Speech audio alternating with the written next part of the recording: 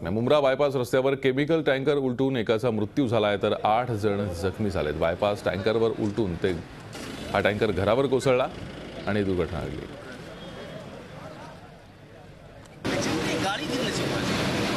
गाड़ी कभी हुआ है? ये 7:30 बजे हुआ है। अब कौन अंदर को दबा है? अंदर अभी तो 3 जन निकाल लिए, एक जन अभी निकला। 4 जन हो गया, अभी एक जन और अंदर है, वो इसको डेड है। और क्या ट्रक केमिकल है उसमें। अधिक माहिती घेऊयात आमचे प्रतिनिधी कपिल राऊत आपल्याबरोबर। कपिल, काय अधिक माहिती आहे? भूषण, खरंच भयानक घटना आहे। ह्या अगोदरही अशा घटना घडलेल्या आहेत।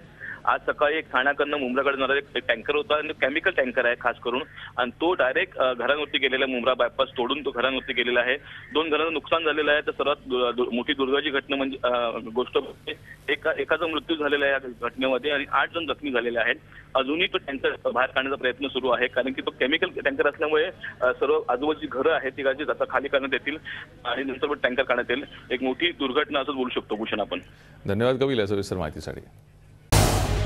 झी 24 तास रहा एक पाऊल पुढे।